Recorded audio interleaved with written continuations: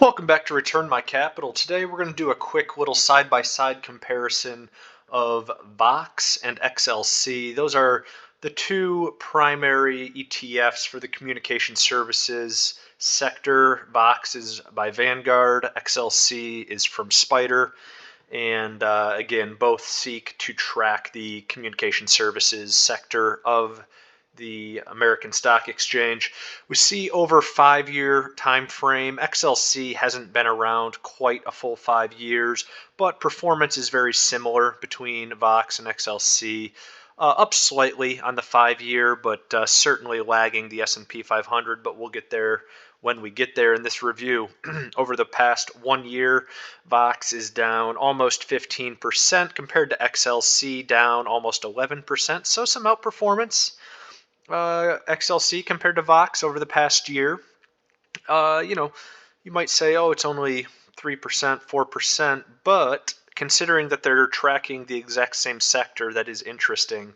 And we'll have to take a look at their holdings and how the ETFs are constructed to see why there is such a large difference in performance over the past year, given that they're tracking the same companies. Let's go ahead and bump into holdings here for both of these ETFs. VOX here, 97.25% of communication stocks with almost 2% in tech, 0.68% in consumer cyclicals, and 0.1% in industrials, compared to XLC, 100% in communication stocks. I don't know this is a certainty, but I suspect that a couple of the individual holdings of VOX were recently reorganized into other S&P 500 sectors, and that is why we're seeing some of these other sectors in this ETF, because it should be all 100% communication services. So top 10 holdings for VOX, again, the ETF from Vanguard. You've got Meta coming in at 13.5%. You've got both share classes of Alphabet coming in at 11.7 and 10.2. So that would add up to almost 22% for Alphabet. Again, that's basically Google in VOX here. Disney 6%, Verizon 4.5%, AT&T 4.5%, Comcast 4.3%, Netflix 4.25%, T-Mobile 3.5%. Activision Blizzard 2.5. Total number of holdings for VOX is 118, with the top 10 making up 65% of the entire ETF. Now, compare that to SPDR's ETF here, XLC, and only 25 holdings total in XLC, so an extremely concentrated ETF, especially for a sector ETF. Top 10 holdings for XLC make up just over 3/4 of the entire darn ETF. So an extremely concentrated sector specialty ETF here. XLC is. You see, we've got Meta coming in at 22.5%. Between the two share classes of Alphabet, 23, 20, really 24%. So in both cases, Google, Alphabet are actually the top holdings, slightly over Meta. We've got Netflix here, weighted at 4.7%, Activision Blizzard 4.3%, AT&T and T-Mobile 4.3%, Walt Disney 4.3%, Comcast 4.3%, Verizon 4.2%. So let's see, I don't believe there are any differences in terms of the companies that make up the top 10. The orders are slightly different. But in comparing the two ETFs here, the top 10 holdings are really the top 9 holdings, because again, Alphabet has the dual share class structure there. So the holdings are the same, the weightings are slightly different. Certainly Meta is a significantly higher weighting in XLC vice VOX, and XLC is extremely concentrated with only 25 holdings and 77% being made up by the top 10, compared to VOX. You've got almost 120 holdings.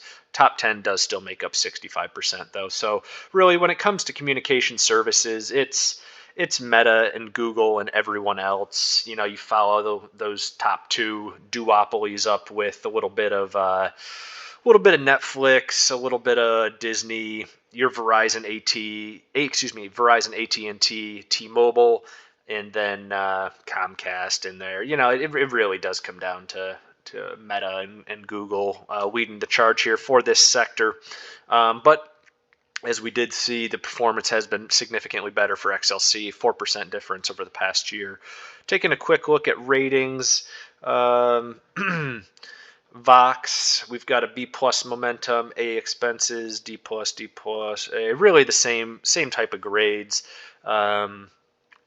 Dividends, we'll see here in a moment, but dividends have not been performing well for this sector. In fact, let's kick over to that dividend section now.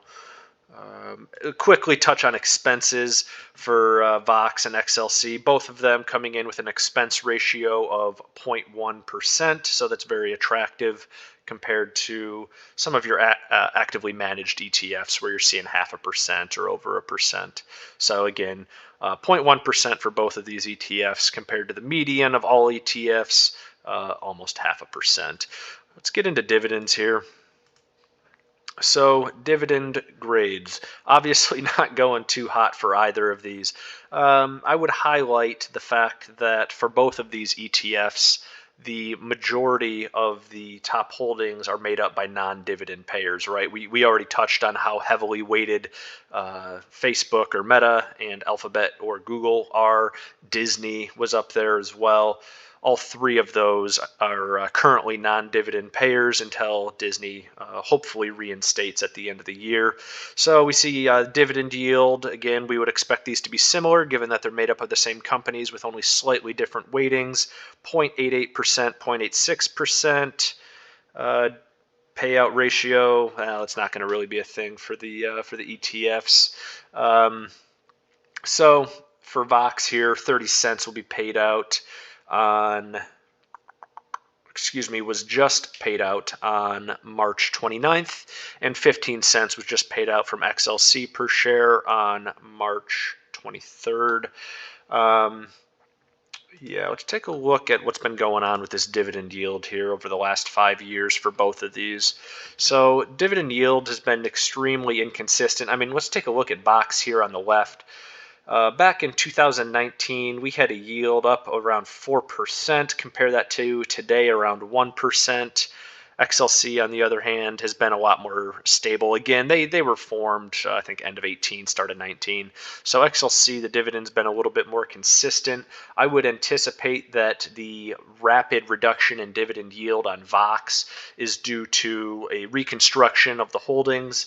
I suspect that back in this time here when the dividend yield was around 4%, the top holdings may have been AT&T, Verizon, more of your standard telecom plays that have been high dividend payers for quite some time now.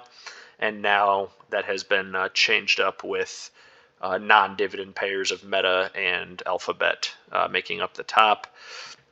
If we take a look at this dividend yield history on VOX, you go back to 2013, average yield 3%. We've got a high of 3.86% in 2018, and here in 2023 we've got 0.8%. So really, if you're looking for a high yield play, VOX has let you down over the past 5 years. We've seen nothing but a steady decline in that average yield of VOX. XLC, we've got a dividend yield starting in 2018, very minimal, climbing up to nearly 1, hits 1 in 2022, and it's been averaging slightly under 1 for 2023. So again, due to the what's the word I'm looking for? The very high weighting of the non-dividend payers, unequal weighting at the top. The dividend yield just isn't there. Same thing, of course, with the growth. When you've got non-dividend payers at the top, you're not going to be growing the dividend as much. So, really for me, that's interesting because traditionally when people think communication services companies, you're thinking of your standard telecoms and you're thinking of a high yield or almost like a utility type investment, but that is absolutely not the case for VOX and XLC here. We see that performance has been similar. Holdings are very similar. Weightings are slightly different.